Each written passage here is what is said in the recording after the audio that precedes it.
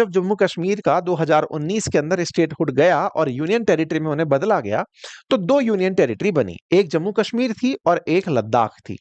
तो लद्दाख नामक जो यूनियन टेरिटरी बनी, उसके अंदर दो प्रमुख जगह थी, एक का नाम कारगिल था, एक का नाम लेह था। ये जो कारगिल नामक जगह है, ये मुस्लिम बहुल इलाका है। कारगिल के अंदर शिया मुसलमान रहते हैं और जो लेह वाला क्षेत्र है, यहां पर बौद्ध धर्म को मानने वाले लोग रहते हैं। यहां मुस्लिम और यहां बौद्ध। शुरुआती समय पर जब ये पूरा राज्य एक हुआ करता था, तो जम्मू कश्मीर यूनियन टेरिटरी का इस कारगिल के जो लोग हैं इनके साथ में, जम्मू कश्मीर का जो ये क्षेत्र है बाकी वाला, इनका कारगिल के लोगों के साथ थोड़ा इमोशनल कनेक्ट हुआ करता था। लेकिन ये वाला जो कारगिल क्षेत्र जो शिया बहुल है, चूंकि ये वाला क्षेत्र सुन्नी बहुल है, तो इसे एक तरह से अलग करके सरकार ने यूनियन टेरिटरी बना दिया और इन दोनों के हितों को एक साथ ही ट्रीटमेंट देने का निर्णय लिया। फिलहाल उठ रही मांग में लेह के अंदर जो बौद्ध हैं वो चाहते हैं कि इनका जो पूरा क्षेत्र है, इसके लिए एक अलग लोकसभा सीट हो और कारगिल के लिए एक अलग लोकसभा सीट हो। ये दोनों संयुक्त रूप से सिंगल सीट के रूप में कंसीडर ना हो। दूसरी मांग इनकी ये है कि यहां तो आपने विधानसभा दे दी, इस क्षेत्र के अंदर लोगों के पास स्थानीय रूप से खुद को प्रतिनिधित्व देने के लिए क्या है? जम्मू कश्मीर के अंदर तो बाकायदा उमर अब्दुल्ला मुख्यमंत्री बनकर बैठे हैं। इस क्षेत्र को तो अब फिलहाल के लिए कोई रिप्रेजेंटेटिव ही नहीं मिल रहा, क्योंकि इस क्षेत्र में पॉपुलेशन कम है।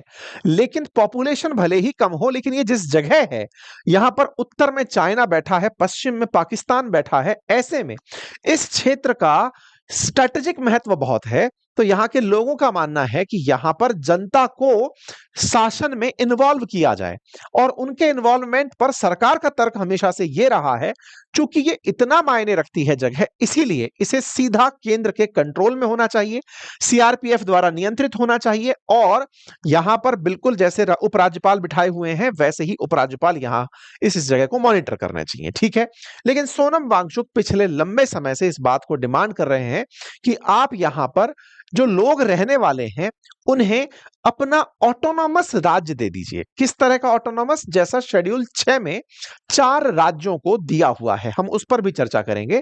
तो सवाल बड़ा यह है कि ये किस तरह का राज चाहते हैं? यूनियन टेरिटरी में रहते हुए ये राज चाहते हैं, या राज्य बना के अपना एक राज चाहते हैं? उस पर भी हम चलते हैं। तो कुल मिलाकर 370 के बाद ही, हटने के बाद ही लद्दाख में विरोध प्रदर्शन शुरू हुआ और डिमांड उठी कि यहां पर 6th शेड्यूल के अंदर इस क्षेत्र को डाल दिया जाए। अब ये 6th शेड्यूल क्या है? हमारे देश के अंदर जो ट्राइबल्स हैं, उनके लिए कुछ विशेष उपबंध संविधान के अंदर किए गए हैं, अनुसूची 5 और अनुसूची 6 में। संविधान की अनुसूची 6 यानी शेड्यूल 6 के अंदर 4 राज्यों के कुछ विशेष क्षेत्र ऐसे हैं जहां पर रहने वाले ट्राइबल्स को कुछ विशेष अधिकार दिए गए हैं। जैसे मेघालय के अंदर गारो, खासी, जैंतिया ऑटोनॉमस डिस्ट्रिक्ट काउंसिल्स बनाई गई हैं। ऐसे ही मिजोरम के अंदर चकमा और लाई बनाई गई है, लाई बनाई गई है और मारा बनाई गई है। त्रिपुरा के अंदर त्रिपुरा ट्राइबल बनाया गया है, और असम में दीमा हसाओ, कार्बी और बोडोलैंड। ये चारों जगह, जो चारों राज्य हैं, इनमें एक चीज कॉमन है और वो है ऑटोनॉमस डिस्ट्रिक्ट काउंसिल। ये क्या होती हैं? आसान भाषा में समझिए, ये राज्य के भीतर क्षेत्र जो जनजाति क्षेत्र हैं, ट्राइबल एरियाज हैं, उन ट्राइबल एरियाज में रहने वाले लोगों की अपनी एक कमेटी समझिए, जिसमें वहीं के लोग डिसाइड करते हैं कि इस काउंसिल में कौन बैठेगा, जस्ट लाइक पंचायत समिति के सदस्य, कुछ वैसे। लेकिन इनके पास इस क्षेत्र में जितने भी रिसोर्सेज हैं, उन रिसोर्सेज का डिस्ट्रीब्यूशन कैसे होगा, कंट्रोल किसके पास होगा, वो रिसोर्सेज कौन एक्सट्रैक्ट कर सकता है, ये इन सब चीजों पर नियंत्रण रखते हैं। आसान करता हूं, आसाम के अंदर मान लीजिए या मेघालय के अंदर मान लीजिए कि खासी हिल के अंदर कोई माइंस निकल आई, तो माइंस को एक्सट्रैक्ट अगर आप करना चाहते हो, तो आपको इस ऑटोनॉमस डिस्ट्रिक्ट काउंसिल से भी पूछना होगा। आसान इस तरीके से इसको ऐसे समझिए। लद्दाख में ये जो सोनम वांगचुक के नेतृत्व में आंदोलन हो रहा है, ये चाहते हैं कि लद्दाख को भी शेड्यूल 6 में डाल दिया जाए। तो चलिए, सवाल तो समझ में आया कि शेड्यूल 6 में डालना चाहते हैं। तो अब सवाल यह भी बनता है कि शेड्यूल 6 में डालने के बाद इन्हें ऑटोनॉमस डिस्ट्रिक्ट काउंसिल मिल जाएगी, इसके बाद में ये यहां के संसाधनों पर नियंत्रण करना चाहते हैं। कौन से संसाधन? तो अब इसकी कहानी सुनिए। हो क्या रहा है कि लद्दाख में बहुत बड़ा एरिया डेजर्ट का है। जैसे हमारे राजस्थान के अंदर डेजर्ट है, ये गर्म डेजर्ट है। लेह लद्दाख के अंदर सूखा डेजर्ट है, लेकिन वो ठंडा डेजर्ट है।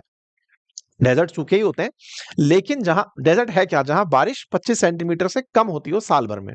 तो राजस्थान में जहां है वहां हीट भी है, लेकिन लेह लद्दाख में सूखा और ठंडा डेजर्ट है। उस ठंडे डेजर्ट में लेकिन सूरज की जब रोशनी आती है तो वो बहुत तेज आकर पड़ती है, और उस सूरज की रोशनी से सोलर एनर्जी पैदा करने का प्लान डेजर्ट में चल रहा है। जैसे राजस्थान में बड़ा सारा एरिया सोलर पार्क बन चुका है, दुनिया के सबसे बड़े सोलर पार्क में से एक राजस्थान में जिस तरह से बन चुके हैं, ऐसे ही लेह लद्दाख के अंदर उन क्षेत्रों के अंदर भी सोलर पार्क बनाने की सरकारी कवायद चल रही है। इन लोगों का मानना है कि इनके जो क्षेत्र हैं, उन क्षेत्रों में यहाँ के जो लोग रहते हैं, जो ट्राइबल्स रहते हैं लद्दाख के, वो अपने मवेशी चराते हैं, कैटल्स चराते हैं। ऐसे में उनके लिए वो क्षेत्र बचेगा ही नहीं, पास्चर लैंड नहीं बचेगी। क्षेत्र नहीं बचेगा तो मवेशी कहां चरेंगे? ऐसे में इन संसाधनों पर लोकल लोगों का कंट्रोल होना जरूरी है। इसलिए ये लगातार शेड्यूल 6 में एक प्रमुख कारण से इस मांग को रखते हैं। और भी कई कारण हैं। इनका कहना है कि सरकार इन क्षेत्रों को विशेष बड़े उद्योगपतियों को दे रही है, बिल्कुल वैसे जैसे राजस्थान के अंदर टाटा, अंबानी, अडानी, बड़ी बड़ी कंपनियां जो भी सोलर में है वो सब आकर के क्षेत्र ले रही हैं। तो बोले ऐसे इन क्षेत्रों को भी प्राइवेट कंपनियों को देना चाहते हैं, तो ये नहीं होना चाहिए। इसलिए हमें ऑटोनॉमस डिस्ट्रिक्ट काउंसिल दे दो, हम डिसाइड करेंगे कि किसको जगह देनी है। तो उम्मीद है कि ये 6th शेड्यूल वाला पॉइंट समझ में आया हो, जो केवल 4 राज्य आसाम, मेघालय, त्रिपुरा और मिजोरम को मिला हुआ है। अब आपके दिमाग में एक और सवाल आएगा, क्या ट्राइबल्स केवल इन्हीं या जनजाति केवल इन्हीं 4 राज्यों में रहती है? जी नहीं, ट्राइबल्स ऐसे नागालैंड, अरुणाचल प्रदेश, यहां पर पूरी तरह ट्राइबल्स ही हैं। लेकिन फिर भी सरकारों ने इन्हें शेड्यूल 5 में रखा हुआ है। शेड्यूल 6 केवल 4 ही राज्यों के कुछ विशेष क्षेत्रों को मिला, पूरा आसाम भी शेड्यूल 6 में नहीं आता है, उसके कुछ क्षेत्र आते हैं। ठीक है साहब, लद्दाख वाले इन्हीं 4 राज्यों की तरह जिनमें ट्राइबल्स हैं, वैसा खुद के लिए यही वाला सिस्टम चाहते हैं कि हमें भी लोकल डिस्ट्रिक्ट काउंसिल मिले। अब जब सवाल इस तरह का है तो सवाल बनता है कि भाई अल्टीमेटली दिक्कत कहां है? दिक्कत कहां है कि इन्हें दे क्यों नहीं दिया जाता, लद्दाख को 6th शेड्यूल में क्यों नहीं डाल दिया जाता? तो सबसे पहला पॉइंट तो यह है कि इसको करने के लिए संविधान में संशोधन करना पड़ेगा। तो क्या संविधान संशोधन इतना मुश्किल टास्क है? नहीं, सरकार चाहे तो ये कर सकती है। दिक्कत यहां नहीं है, दिक्कत यह है कि इस तरह का अधिकार फिर हर राज्य जहां पर जनजातियां हैं वहां पर हर जगह इस तरह की चीजें होने लगेंगी। जनजातियां सामान्यतया जंगल के क्षेत्रों में, उन क्षेत्रों में पाई जाती हैं जहां माइंस एंड मिनरल्स बहुतायत में हैं। जनजातियां ऑब्वियसली वो वाले क्षेत्र हैं जहां पर वन है, वनवासी हैं जनजाति। ऐसे में जहां वन है वहीं पर माइंस और मिनरल्स भी कोइंसिडेंशियली पाए जाते हैं। ऐसे में कानूनी रूप से उन्हें यह अधिकार होगा कि वो उन क्षेत्रों से माइन और मिनरल्स को निकालने नहीं देंगे, और जब नहीं निकालने देंगे तो देश के लिए एक बड़ा चैलेंज खड़ा हो जाएगा। माइन और मिनरल नहीं निकलेंगे, इसी चिंता को सरकार ने बहुत सारे राज्यों में फील किया। जैसे मणिपुर के लोग भी लंबे समय से चाहते हैं कि उन्हें शेड्यूल 6 में डाल दिया जाए। नागालैंड, अरुणाचल प्रदेश ये भी चाहते हैं कि 6 शेड्यूल में डाल दिया जाए। और तो और ट्राइब्स तो राजस्थान में, मध्य प्रदेश में और भी बहुत से राज्यों में है। यहां पर भी ये डिमांड उठने लगेगी, झारखंड में उठने लगेगी, उत्तर छत्तीसगढ़ में उठने लगेगी कि हमारे ट्राइबल एरियाज को, इन क्षेत्रों को आप इसमें डाल दो। इससे दिक्कत क्या होगी? सरकार के लिए एक बार संविधान में संशोधन बहुत सारे राज्यों में सेम प्रकार का आंदोलन खड़ा कर देगा।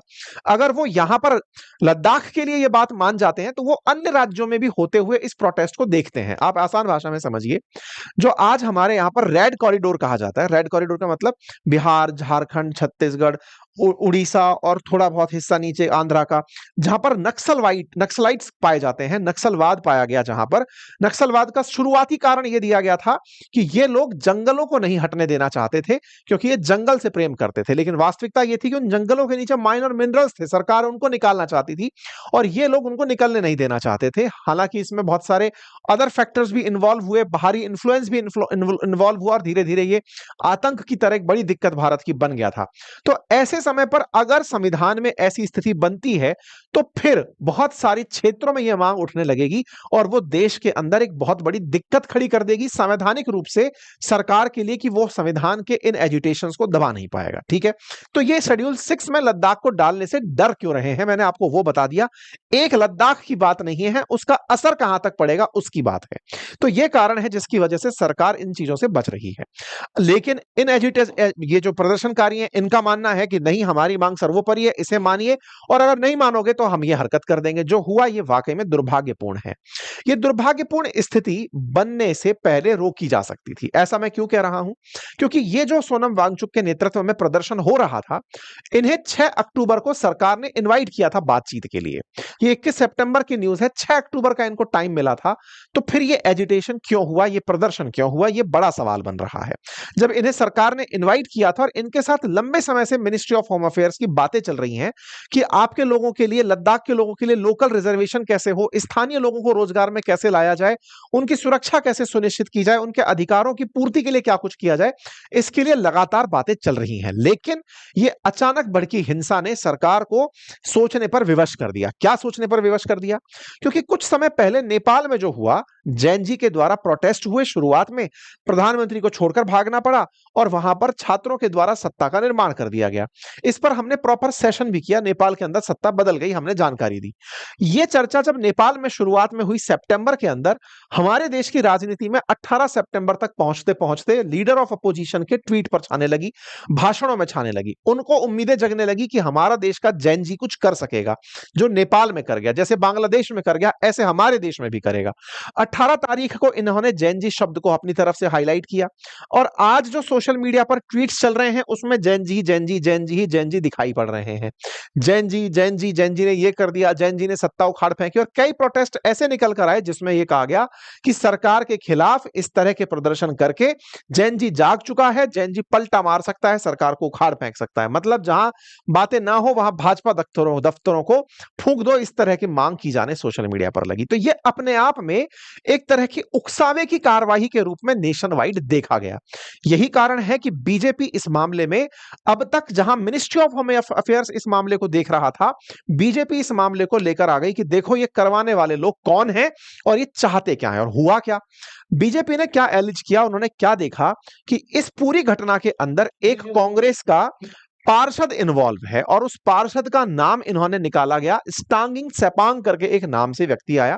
कहानी क्या है? तो यहां पर ये जो तस्वीरें बाहर आई, अमित मालवीय जी जो सोशल मीडिया संभालते हैं, बीजेपी का आईटी सेल संभालते हैं, उन्होंने अपनी ट्वीट के थ्रू जानकारी दी कि ये एक व्यक्ति है जिसका नाम कुछ तो है स्टांगिंग सेपांग करके, ये कांग्रेस का काउंसलर है और उसने इस पूरे आंदोलन के अंदर इस तरह की आगजनी करवा करके बीजेपी मुख्यालय को फुकवाने का काम किया, लोगों को उकसाने।